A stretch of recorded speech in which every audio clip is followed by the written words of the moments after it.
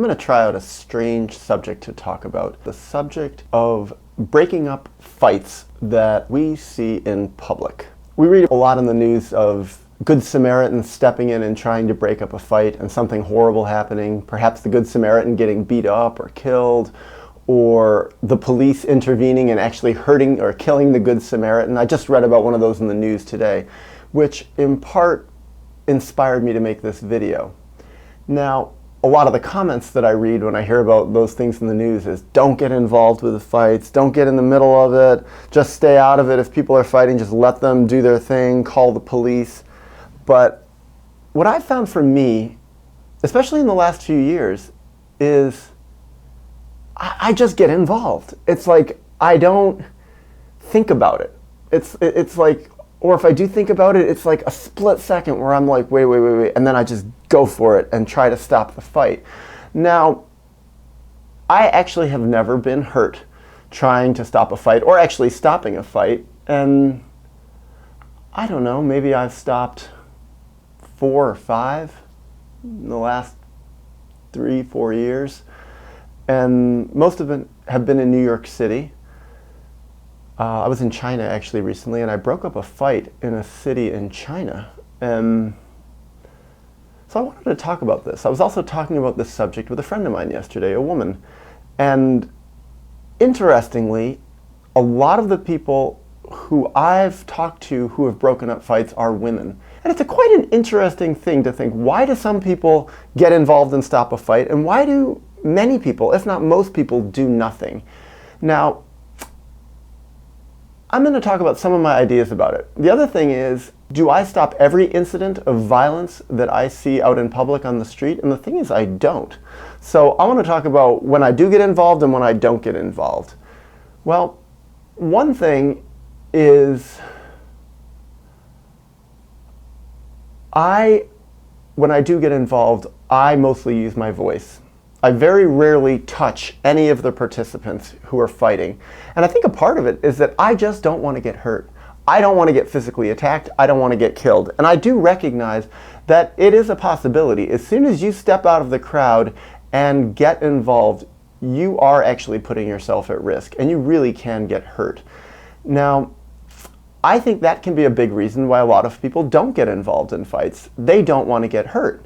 They're afraid of getting hurt, and I think it's a realistic fear. It's not a paranoia. It's not necessarily even a cowardice. It's just a terror. Oh my God, here are people who are doing this crazy thing on the street, and real damage can be happening or is happening, and people don't want that damage to get put on them. On the other hand, when I was talking with my friend yesterday, she said, yeah, I think that's part of it, but I think what can also happen is that some people like to watch a fight, and they don't want to break it up. They like watching it go on and on and on. And I've seen that also. I think it can be true. But why do I want to break up a fight? Why do I want to stop it? I think one thing is just watching people be violent toward each other disgusts me. It just disgusts me. It makes me feel horrible. I'm also someone who in my childhood was a victim of violence multiple times by kids I knew in my neighborhood, by strangers, other kids, by one time by a friend of my parents, a guy, and by my dad. And in none of those situations did anyone intervene. Did anyone say, no, this is not okay, stop that? When my dad would go off on me and rage at me and scream at me, and sometimes it would extend into violence by hitting me, my mom never said anything. She never stopped him, not once. When I got attacked in school one time by a girl, older than me, much bigger than me, no one said a thing, nobody stopped her. When I got bullied and even beat up in my neighborhood as a kid, nobody stuck up for me. Now, I learned preventative techniques. I learned to have friends who were bigger and stronger and tougher who hung out with me, and that stopped people from attacking me. But in the moment of violence, especially if I didn't have friends around, nobody stepped up. Nobody did anything to stop it. And when this friend of my parents, this guy, was violent with me once, and I went and told my parents, they didn't do anything about it. They didn't stop him. And all these things, I felt betrayed. I felt abandoned. I felt so isolated and alone in my life. I had this horrible feeling that I didn't count. And I think by healing that, by going through and reclaiming my relationship with myself, by saying, I love you, Daniel, by really feeling that love for myself, by grieving the horror of having been betrayed, of having nobody stuck up for me, nobody really cared about me enough to stop what was going on. By giving that to myself, I think I just naturally, spontaneous want to extend it to other people. Now, another thing is when I've seen fights on the street, and this is pretty much without exclusion, the people who are engaged in this, especially the people who are doing the more aggressive stuff, because a lot of times one of the people in the fights doesn't really want this fight to happen and is just trying to avoid it, and the other person is beating them up. Well, what I've seen is when these fights are going on, it's people acting out their childhood rage. Their rage from when they were kids, when they were abused, probably by their parents, because that's another thing. I do see a lot of parents abusing their children in all sorts of different ways, and I see it on the street, I've seen it from my window, I've seen it all around the world when I travel, and it's not just from dads, a lot of times it's from moms, and actually moms and nannies and women really abusing little kids. And I've seen them abuse boys a lot. Well, when these boys grow up, they're full of rage, they're full of that sense of horrible injustice about being mistreated, and a lot of times if they don't process it, if they don't work through it, if they don't grieve it, they're walking around with that rage looking for someone to put it out on. And if they have kids, they probably will act it out on their kids. And if they don't have kids, well, they're still looking for enemies. And a lot of times they'll find someone out on the street, someone often weaker than them, who they can bully and beat up. And so when I've seen people in these fights, they have returned to that childlike place, that place of their child that's full of rage, and they literally are in an altered state where they're no longer an adult, they're no longer a mature, rational adult in their 20s, 30s, 40s, 50s, whatever, how old they are. They're suddenly 3, 4 years old, and they're just going at it, and with the body of an adult. Now, something interesting that happened to me in my professional work as an adult is I had a while where I worked with little kids. I worked with 3, 4, and 5-year-olds. I worked as a musician in an after-school pre-K program. I was an after-school pre-kindergarten teacher in the New York City public school system, actually in my neighborhood in Manhattan. And there were a lot of rough kids in my class, and there was actually a lot of physical confrontation between the kids. A lot of the kids came from tough families, came from violent families, came from tough neighborhoods, and experienced a lot of violence in their life, experienced a lot of physical violation, a lot of mistreatment, and so they acted it out with each other without even thinking about it. They were just little kids, just basically just above babies, just above toddlers. And so I broke up a lot of physical altercations. I don't know if I would exactly call it fights between 3-year-olds, 4-year-olds, or 5-year-olds, but sometimes it was fights. Sometimes the kids were really going at each other. But I broke up a lot of fights. And what happened to me by doing that is I got a lot of experience of intervening in problems between kids that were 3, 4, and 5 years old. Now, interestingly, when I see these fights on the street, the people who are fighting, even though they're actually physically adults, are in that place of 3, 4, and 5-year-olds. So that skill set that I learned as an after-school pre-kindergarten teacher in breaking up fights, I have found is very, very useful. And so it's a big part of my technique, if you could call it that, for breaking up fights. One of the main things I do when I see a fight on the street, slap my hands together really, really loud and say, enough, or this fight is over, or stop it. When I broke up this fight in China just a few months ago, it was a horrible fight. There was a man soccer kicking another man in the face. Now, the man who was getting kicked in the face, the man who was on the ground, had punched a woman in the face and tried to take her mobile phone. I didn't know any of this until afterward.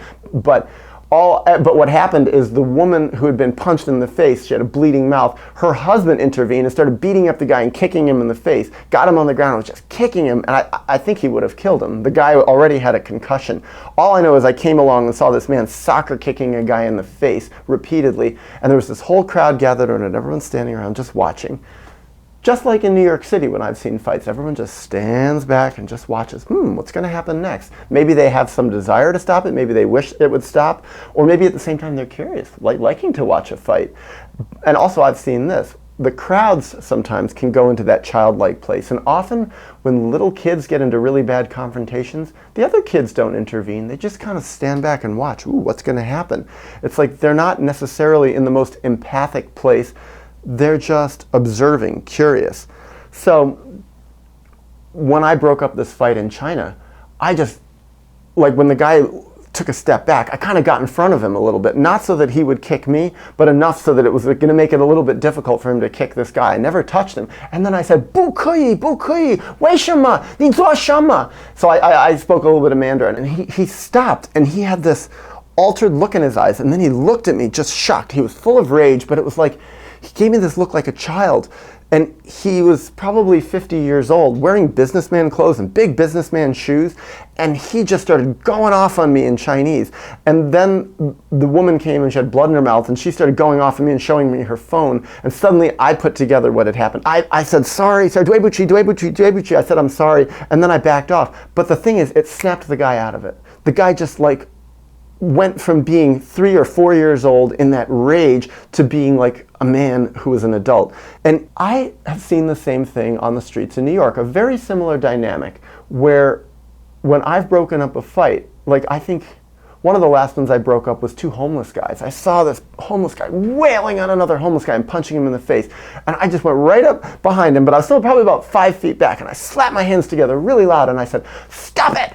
Stop it! Fight's over!" Just like that. And the guy immediately stopped, and then he turned around to me and goes, "But he stole $1 from me." I was like, okay, but you can't hit him anymore. And the guy who was hit kind of got dazed, and he took a step back. And then the guy who was doing the punching, like, he just came out of his altered state, and he kept talking to me and talking to me. He like wanted me to affirm him. And I'm like, all good and well, but you can't hit him anymore. It's over. And then I told the other guy, okay, you're done, go away. And then the guy turned around and he screamed, the guy who was doing the punching screamed at him a little more, "You can never come back here." And then he turned to me, he kept wanting to explain why he was doing it. I was like, oh my God, I truly am talking to an angry 4-year-old who's trying to describe to me why he did it. And I became like a parent figure or a teacher, and I totally saw that. When I would break up the fights between the little kids when I was a teacher in school, they would always try to explain to me why their side was right or wrong, and why the other one was wrong, and why they were right.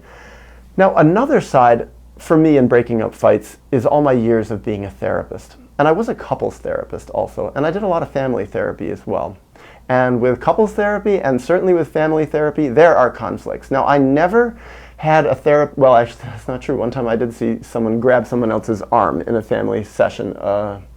One person grabbed his father's arm, and I did stop that in a very similar way to like the pre-K thing. Stop it, enough, can't do that, no more, that's not acceptable. But that was the only time in all the sessions I did that I ever saw that kind of violence break out.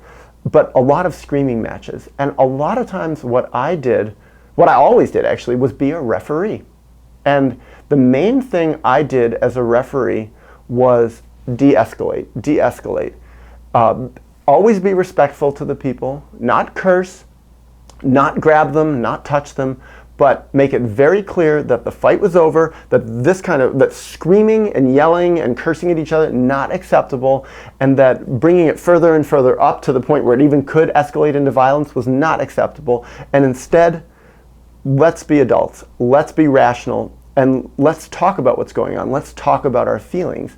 And what I found is all of that time intervening, tons and tons and tons of intervening in very intense and very personal conflict, really did make me feel more comfortable at getting involved in other people's lives when they were having horrible conflicts. But sometimes I don't get involved in fights.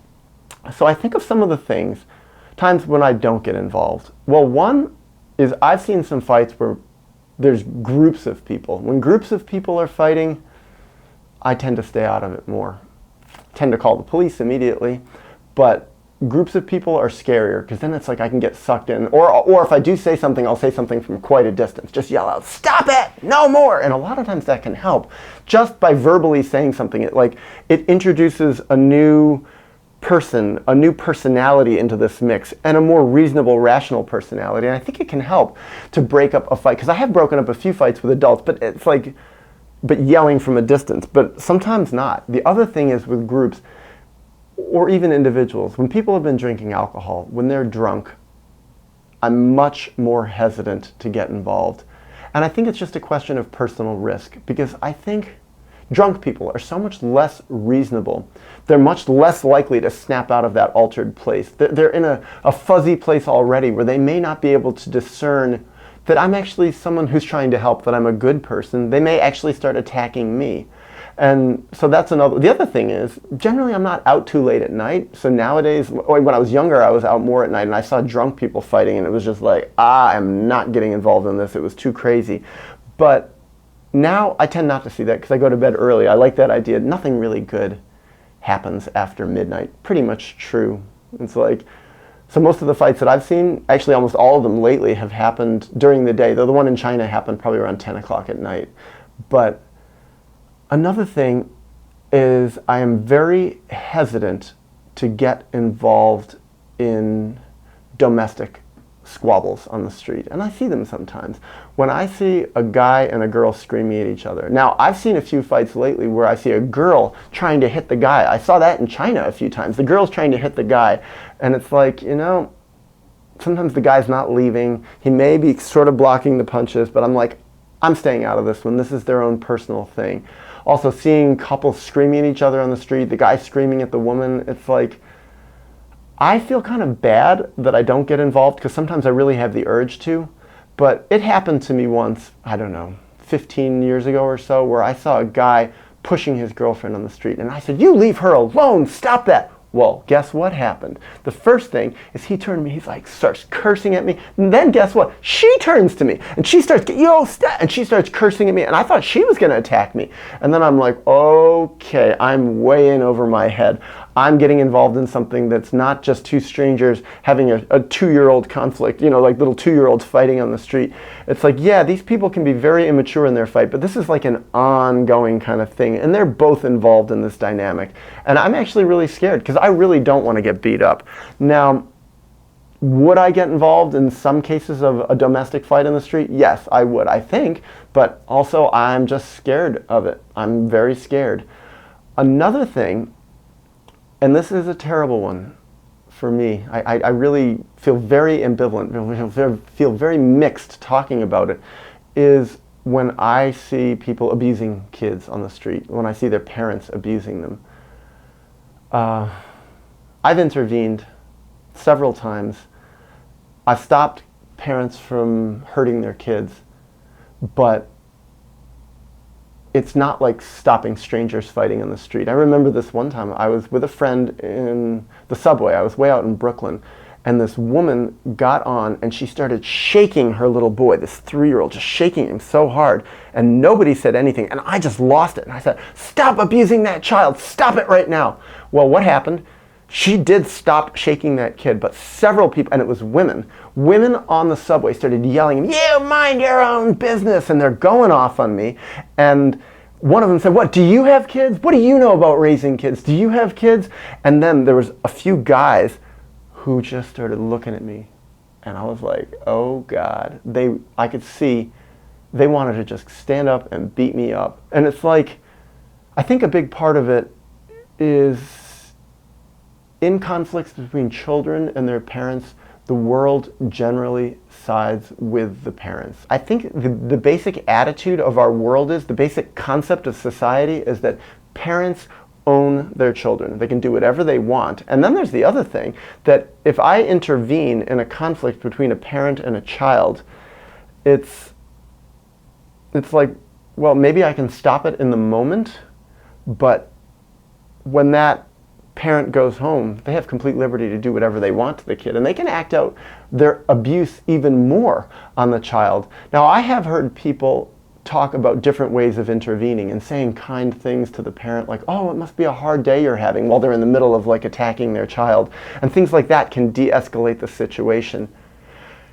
And I really respect the people who can do that, who can keep a level head and talk in a reasonable way to the parent. "Oh, hey, how's it going? Maybe I can share some food with you," or "Hey, you want to talk about that instead?" and talk in a gentle voice to the parent. And that really can work in stopping a parent from abusing the child, and maybe just snap the parent out of whatever they were doing. The problem is, When I see parents abusing children, I am not that good at being rational. I'm not that good at being calm and saying interesting things and changing the subject. It's like I just say what I'm thinking, which is stop abusing that kid. And I kind of lose it myself. I think I'm too triggered by that because of my own history or too much empathy with the child. So maybe I'm not the best one to stop it. And I have been around people who have stopped parents from hitting their kids. And sometimes they just say, stop it, don't hit that kid. Now, another thing, and it's worked, sometimes I just get so terrified that I'm going to get attacked and beaten up. I think because so many times me going back to talk with my parents about how they abused me physically, emotionally, etc., just turned into me getting abused more by them attacking me and blaming me more. So I think maybe I still have unresolved trauma around defending myself from having been previously abused, and I think maybe I can get like too triggered in my mind when I watch this kind of abuse happening on the street.